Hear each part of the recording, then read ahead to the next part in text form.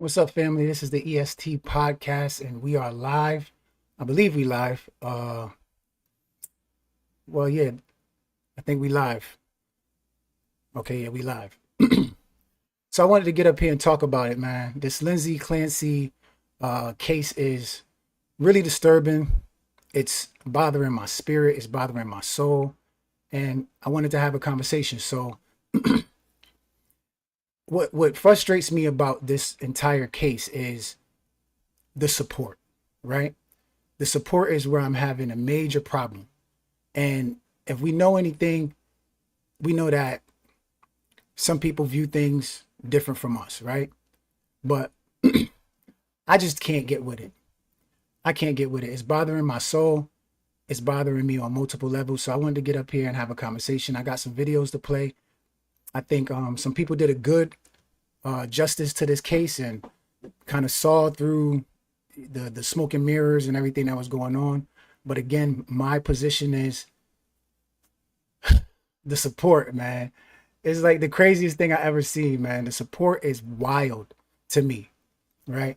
So I wanted to get into different avenues of what the press has been saying, what other streamers have been saying, and we can have a conversation afterwards. First up is Spencer Pratt, and I think he did justice to this, so I wanted to get right into it and see what he had to say. The internet was a mistake. We have officially broken bad. Recently, a married mother of 3 young children was grappling with postpartum psychosis. Not just depression, but psychosis. She was committed to a psych ward for a brief stay, but she lied her way out of it and made her way back home. When her husband left the house to go get food, she took her 3 young babies into the basement, lined them up, and one by one, wrapped an exercise band around their neck and strangled them to death. Now, strangulation is very difficult, even with a toddler. It takes a lot of force and a lot of time. It's a very intimate way to kill somebody, which is probably why she turned the kids face down as she did it. She didn't. Now, I didn't know she turned the kids face down. You know, that's when you talk about psychosis, you talk about somebody being crazy. She's doing things that, in my opinion, show that she was very much involved with this murder. She knew what she was doing. She didn't want to see their faces. She flipped them over. And as she strangled each kid, she didn't want to see their faces. That doesn't seem like a psychopathic person to me. That seems like a person that knows what they're doing. They just don't want to look at what they're doing. So keep that in mind. And I've been arguing with people on Facebook all day. I got a couple of people in the live right now. Let me know if it's good. Give me a 1 in the chat. Let me know if it's good, and we'll keep going. Have to watch the life drain out of their panicked eyes as she choked them out. It takes about 3 to 5 minutes to choke a toddler to death, so the third child had to stand there and watch their siblings die for about 10 minutes before it was their turn. After Mama had finished killing all of her kids, she promptly went upstairs, slashed her own wrist, jumped out the second floor window to off herself. Well, the snow outside cushioned her fall, the cold slowed her vitals, so she merely fractured her spine, paralyzing her, but she ultimately survived. When her husband came home with dinner, he called out for the kids and his wife. Nobody answered. He went upstairs thinking maybe she was bathing the kids. When he got to the bedroom, he saw blood splattered everywhere and the window. Give me a 1 in the chat if the audio is good. Let me know if the audio is good. Wide open. To his horror, he saw his wife on the ground outside paralyzed. He asked where the kids were, and his heart sank when she murmured, "In the basement." He was on the phone with 911 when he discovered his dead babies. So there's a recording of his screams as he turned over his dead children, seeing their blue faces and their eyeballs nearly bursting from the sockets. The man naturally moved far away in a desperate attempt to reset his life somehow, and his wife is on trial for murder. And women on TikTok are supporting her. Go. See, that's my problem. The support is my problem. Like, I know evil exists. I know people gonna do crazy things, but the support is like mind-blowing to me. You know, the people standing in solidarity with her, the videos, the hashtags, like, what are we doing? Again, if you're watching, give me a 1 in the chat if the audio is good. Go ahead, look around if you dare. You will see hundreds of psychotic women supporting LINDSEY CLANCY, blaming the husband. All right, he did it. Patrick did it. LINDSEY CLANCY is obviously not guilty. He did it. he did it. Patrick's the one who did it, not Lindsay. And Candace Owens, I'm not gonna lie, that shocked me. I'm a big fan of Candace Owens, but that shocked me that she took that position. That's absolutely insane to me. Yeah, that's crazy. Patrick did it. Lindsay Clancy's birth chart. Just following all their birth charts and birthdays and zodiac signs. I've already gone over the forensic astrology charts that show that the perpetrator is a male. Women. What's up with the zodiac stuff, man? Why do women feel like zodiac signs and zodiac astrology tells the truth? What is it about this birth and he's a Gemini and she's this and she's that, so she doesn't do, like, can we kind of like get back to reality? Because that assumption is just wildly insane to me. I don't get it. Typically don't strangle. I'm telling you all right now, when the South Node goes into Cancer, He's a Gemini man. They poison or drown them. I can't wait for this man to be humbled and for karma to do its thing. Donald Trump. Because, of course, in this dystopian social media era, everything is a conspiracy. Nothing is real. Bad things don't happen. Every Again, give me a 1 in the chat if the audio is good.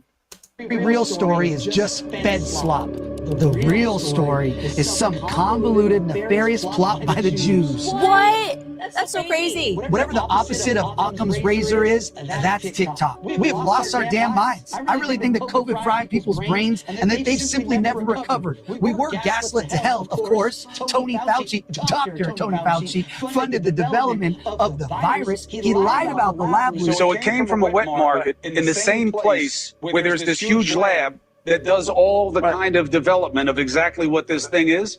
That's some coincidence. They lied about the threat to kids. They locked everyone down. I wear a mask to school.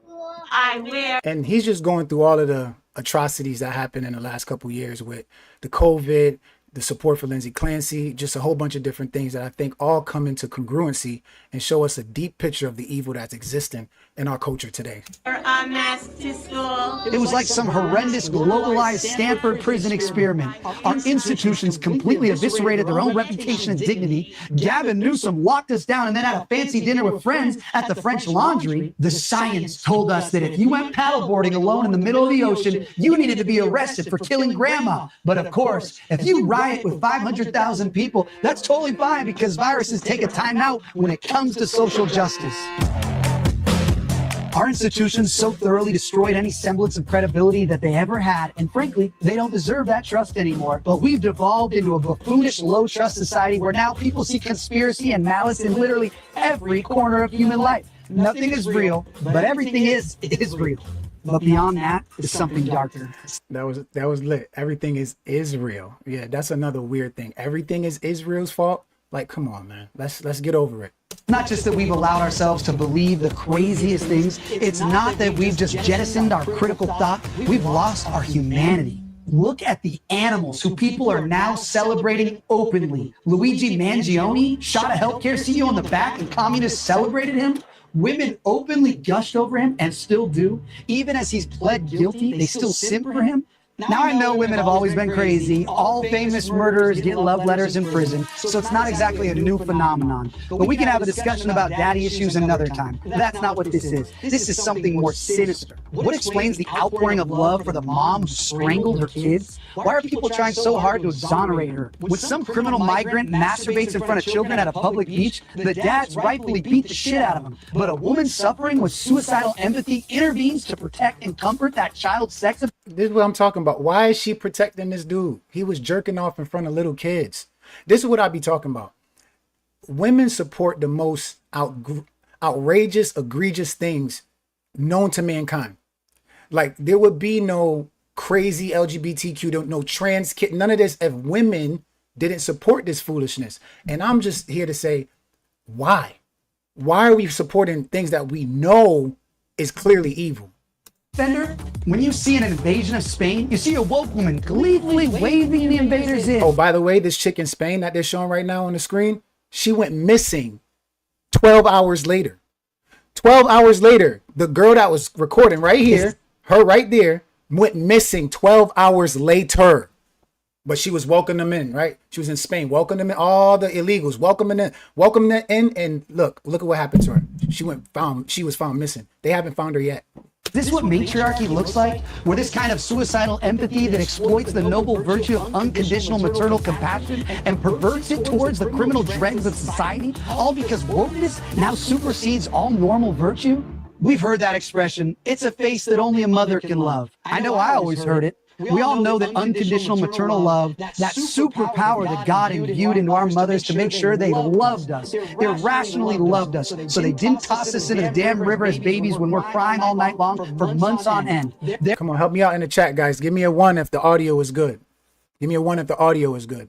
Their maternal love must supersede all reason and normal emotion in order to make sure that they can even make it through. And now that irrational love isn't pointed at our own vulnerable children. It's been reallocated towards whatever group the algorithm has designated as the vulnerable class. Criminal migrants, drug addicts on the street, any and all of the worst cretins of the planet get full feminine favor and protection as long as they're not the ultimate Satan, the white male. The hijacking of the maternal instinct didn't start with social media. It goes way back to 1995 when she watched Dead Man Walking as a teenager. When that film planted the seed that vile criminals deserve her heartfelt tears. Don't execute this man. You can stop this from happening, sir. Yeah, I actually seen this movie. This was interesting that he brought this movie up. This was definitely interesting that he brought this movie up. Then Dexter injected it with steroids. This is the prolonged conditioning that accelerated with the ascendance of the Byronic hero. We got so cute with finding redeeming qualities in irredeemable villains. Gone are the days of the true bad guy. Now, the cinematic vanguard is in love with finding the humanity in the bad guy, telling the sympathetic origin story. Our parents had superheroes. We have anti-heroes. Goddamn right. Breaking Bad was so brilliant, but it made us cheer on a narcissistic, murderous, criminal drug kingpin who destroyed his family over money. When Tim Burton did Batman, the Joker was a lunatic. But now the Joker gets his own movie where he's the hero, and the climax of the film is him murdering the orderlies at the asylum. The arts dog-walked us here over decades, with films and television that inverted the paradigm of normal virtue. This is true, man. The villains become the heroes today. And the heroes of yesterday, we don't want the heroes. We want the villains to be the heroes, and it's all inverted. It's upside down. Cops are the bad guys, outlaws are the heroes, and man, do you see that manifesting in reality today. Scrolling through Mommy Salute TikTok is an exercise in pure insanity. Whatever this woke social media blob has done to the modern mind, it's gone far beyond internet sleuthing, and it's spawned an entire generation of hollow-out, depraved crazies. What about all the goblins celebrating the communists who shot Charlie Kirk? You have insane influencers making a fortune of shamelessly exploiting his death, tying themselves in knots with the most convoluted Rube Goldberg bullshit. Now, this was crazy. The amount of glee that was on the internet when Charlie Kirk got shot, that was just disturbing. Like, he got shot, his wife, his kid, like, that was very disturbing how people literally praised and celebrated that.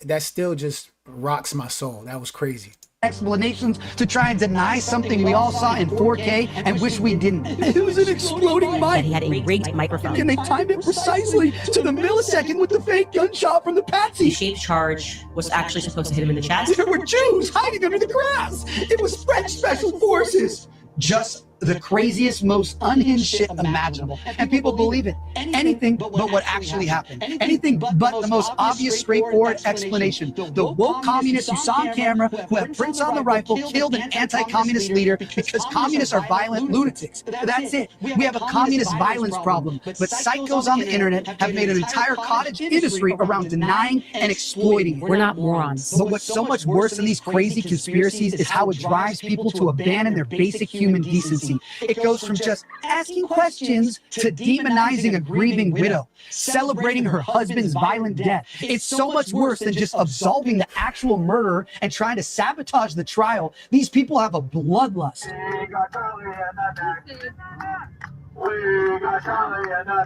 What have you become when you celebrate an assassination like this? I don't care what your politics are. This was a father, a loving husband, You know, I was in DC in an interagency meeting when that communist shot Charlie. I was there advocating for the Palisades, trying to get things done to help us rebuild when everyone's phones started buzzing. Now, I never knew Charlie, but some of the president's cabinet members were with us, agency heads, people who were friends with Charlie and had worked with him for years, and they were devastated. It was one of the most grotesque and shocking moments I've ever seen in American history, but the reactions that followed were far more grotesque and reveal a sad report on where we are as a country. How you gonna shoot a man just for telling you his beliefs? How you gonna shoot a man for standing on the principles that he believes in? Like, this is where we got to? Just words? He's just telling you what he believes. He's a Christian. He's a conservative. You might not believe everything he said or agree with everything he said, but at the end of the day, people were acting like he should have been shot for what he said. Remember that, because I guess what's good for the goose is good for the gander, right? Should you be shot for what you say? It's absolutely ridiculous. Teachers mocking his death, drag queens putting on assassination fashion shows. Who are these demons? What have we allowed ourselves to become? We have been so thoroughly demoralized, I fear that we can't get any lower. These things have fried our brains. Politicians have become full-time influencers and utter clowns, gesture gooning instead of campaigning. We dress like slobs. We shrug away drug addicts defiling themselves on our streets. We celebrate murders and lawlessness with alacrity. We have no dignity anymore, and I don't know how we get it back. Well, you see that, right? I don't know how we get it back either. I think there is a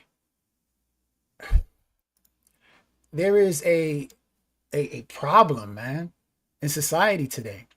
Just like we went through, Spencer Pratt went through a couple of different things as why this is a sinister time in America, a very evil time in America. Luigi Mangione killing the guy, LINDSEY CLANCY support, Charlie Kirk's murder being celebrated. Like, we living in like a crazy time. But the essence of this this show was about LINDSEY CLANCY. So let's get back to LINDSEY CLANCY, all right? And let's see the different aspects of what's going on behind her case. And let's see how many different people are actually doing this year. Now, this woman, can't remember her now. I think it's Salty Mommy or Salty something Mommy on Instagram, YouTube, all that. You can check her out. Let's see what she got to say. If you would like to unfollow me because I think a child murderer deserves to go to prison because she murdered her children, go ahead, leave. Because fundamentally, we are never going to get along if we can't even agree that killing a child is wrong. Apparently, we need a freaking reminder that women are perfectly capable of hurting and killing their own children. So why don't we go ahead and count them? Number one, we have Melissa Campos Sanchez, Miami, August 2026. Police say that she poured hot candle wax onto her 3-year-old and 6-year-old daughters. She then lit clothes on fire in the kitchen and danced around until the 6-year-old had to try to put the fire out. Number two, Kaylee Earhart, North Dakota, August 2026. 3 young children were stabbed. Her 3-year-old and 5-month-old died, and her 1-year-old survived. And I talked about this. I did a post on Facebook about this. This is crazy. She slit her children's throat because her husband and they were having marital problems, and he just went away to stay with his mom and his pops for a little while so they could, cool off. And she decided to try to kill the kids. 1 kid survived. 1 kid. And she told their father that say goodbye to your kids before she did it. Number 3, Haley Dempsey, Florida, May 2026. She killed her own mother, then she killed her 4-year-old daughter and her 4-month-old daughter. She then allegedly tried to shoot her 2-year-old, missed, and then killed herself. Number 4, Marlene Vidal, Texas, May 2026. Her 5-year-old... All this happened this year, guys. All this happened this year, guys. Son and 6-year-old daughters were killed with sharp force injuries, and their bodies were found inside a burning car. Number 5, Sarah Myers and Amy Stedman, New York, June 2026. A mother and a grandmother are accused of murdering 4 children, 13, 11, and 10-year-old twins. Drugs were used, and 1 child was stabbed. And investigators say that the planning appeared aimed at keeping those children away from their father. Number 6, around until the 6-year-old had to try to put the fire out. Number 2. Sorry about that,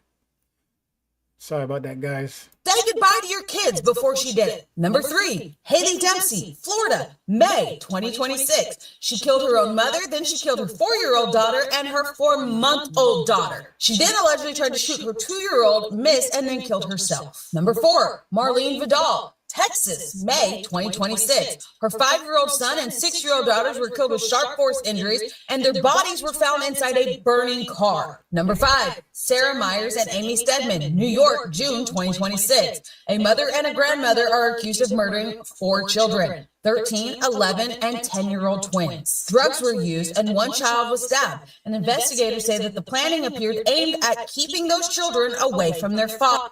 And this is what I was saying on Facebook. So now, why do the courts give the women, the kids, especially if they're young kids, when there's a breakup? If this is normal and this has been happening and this is nothing new and postpartum, every woman goes through it. So why are the courts giving the kids to the female? Can somebody answer me that question? Number 6, Mackenzie Critton, Wisconsin, July 2026. Charged with smothering her 7-month-old baby to death. That is 6 cases in 2026. And it's only freaking August. And while all of that is happening, women are sitting on the internet holding their babies and crying into the camera saying, same, Lindsay. Oh my goodness, same. And that's where I snapped. And apparently saying that maybe we shouldn't be identifying with that while we're holding our own babies is controversial now. I have more numbers for you. Federal child maltreatment fatalities in 2024. Mothers acting alone, 31.8%. Fathers acting alone, 13.7%. Non-fatal abuse and neglect, mothers alone, 37%. But I thought the men were the most dangerous. I thought the men were the problem. But according to these statistics, women are more dangerous to children than men. Others, 25%. Newborns killed within the first day of life, almost always the mother. Or should we talk about the over 1 million abortions every single year? So spare me this little fairy tale that y'all have come up with in La La Land over here that somehow women are incapable of being danger to children. We are more of a danger to our children than their fathers are in most cases. But women will search the entire freaking zip code for somebody to blame other than say, yeah, she did it. And that is why this whole same Lindsay trend thing has me genuinely concerned. And if me saying all of this makes you uncomfortable, well, you can stay uncomfortable because I am done prioritizing grown women's feelings over dead and abused children. And I'm yeah, like, can we be real? I posted on this and I have not seen one person that disagrees with me on this issue ever speak about the kids. They don't care about the kids. They don't care about how the kids were killed. They don't care about the traumatized kids. They don't care about nothing but covering up the woman's wrongs. Like, come on, like, what are we doing? Not one person was talking about the kids. Yeah, I'm sure done pretending the person who killed the child is somehow the biggest victim in the room. The children are the victims, not their murderers. This is fun. You women are psychos. Have a day. And that's a fact. That's a fact, man. That's a fact. These kids, the kids, yo. It's the kids. I don't understand how we are not looking at the kids, the children. But it's all about protecting Lindsay. It's all about protecting the women that is basically traumatizing their kids. We've seen 6 different cases that the woman just went through, that this is happening, and the support behind it is just disgusting. But nobody is talking about how the kids are being hurt by this.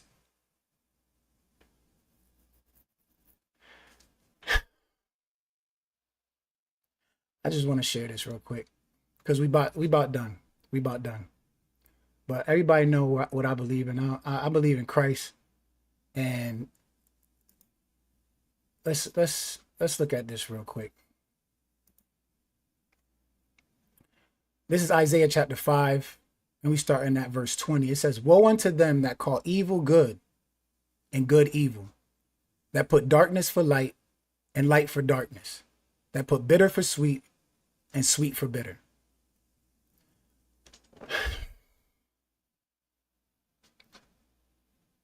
When we gonna get it together, people?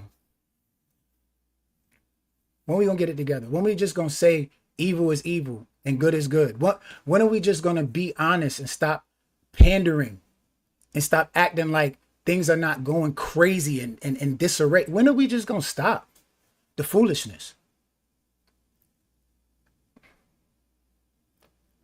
My heart goes out to all those children that we just watched, you know, all those children that were traumatized.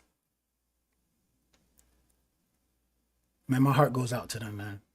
And again, every female that supported Lindsay and support all these psychopathic women, I pray you repent, man. The Bible says it's a fearful thing to fall in the hands of a living God. See, a lot of y'all don't believe in God, and that's the problem. But it ain't going to be a joke when it's all said and done and you fall in the hands of a fearful God. People think the devil is scary, but the Bible says the demons tremble at the name of God. He don't even got to show up. Just his name makes them tremble. So you think God is some soft bubble gum type of person? That's what you think? That's what you think when the Bible talks about the lake of fire, the pit, the never ending pit, the place where the worm doesn't die, where you will be tormented for eternity without death? You think, oh, so he's just rainbows and sunshine? You think that's what it is? You think that God is not going to have vengeance on these children? All the millions of abortions going on, all these children out here being murdered by their parents. You think God is proud? You think God is proud? You think he's not going to avenge these kids?